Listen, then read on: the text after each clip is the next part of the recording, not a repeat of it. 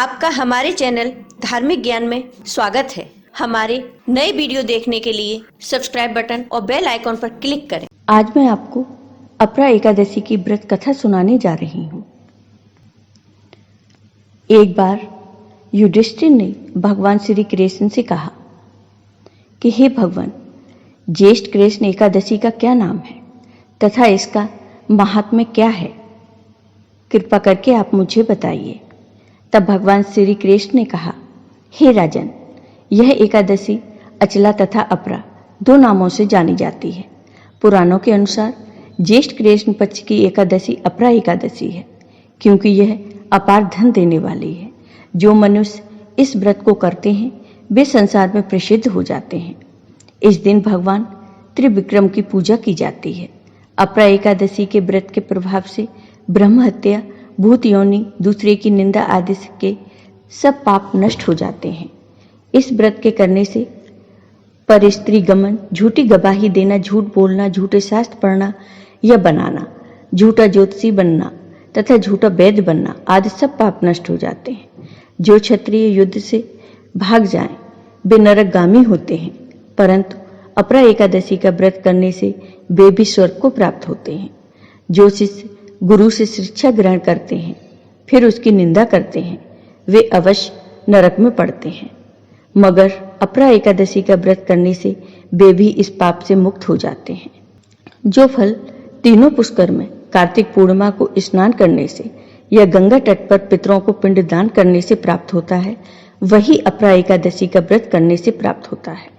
मकर के सूर्य में प्रयागराज के स्नान से, शिवरात्रि का व्रत करने से, सिंह राशि के बृहस्पति में गोमती नदी के स्नान से, कुंभ में केदारनाथ के दर्शन या बद्रीनाथ के दर्शन, सूर्य ग्रहण में कुरुक्षेत्र के स्नान से, स्वर्ण दान करने से अथवा अद्र प्रसूता गोदान से जो फल मिलता है वही फल अपरा एकादशी के व्रत से मिलता है।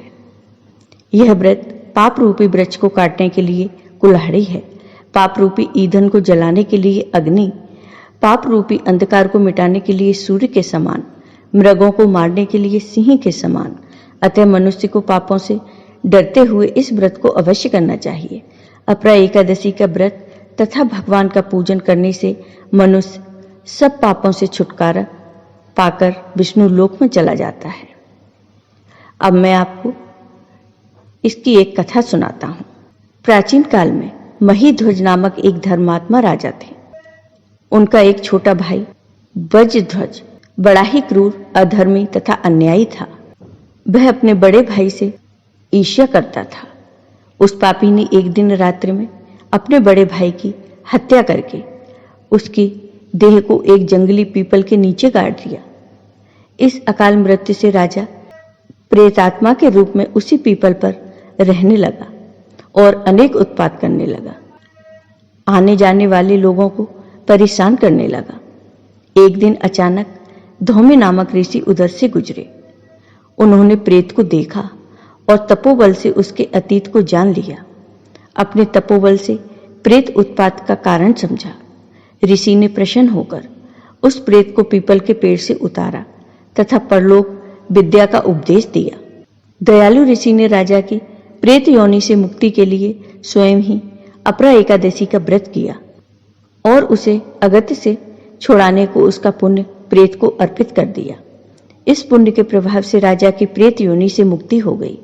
वह ऋषि को धन्यवाद देते हुए दिव्य देह धारण कर पुष्पक विमान में बैठकर स्वर्ग को चला गया।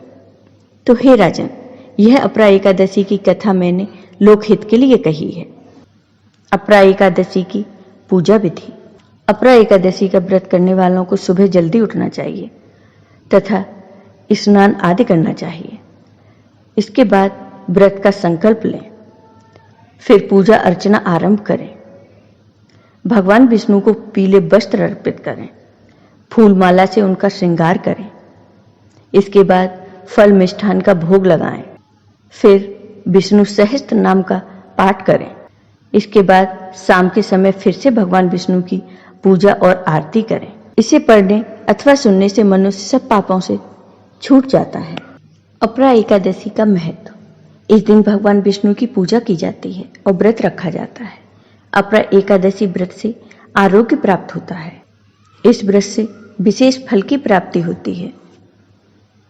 ऐसी मान्यता है कि विधि पूर्वक भगवान विष्णु की पूजा करने से जीवन में सुख समृद्धि का वास होता है, सभी प्रकार के संकटों से मुक्ति मिलती है। यह व्रत करने से आरोग्य रहने का वर प्राप्त होता है तथा शत्रु आप पर हावी नहीं हो पाते, उनसे विजय मिलती है। आपको ये वीडियो पसंद आया हो तो ज़्यादा से ज़्यादा शेयर करिए, साथ ही कमेंट बॉक्स में भगवान विष्णु की जय अवश्य लिखिए।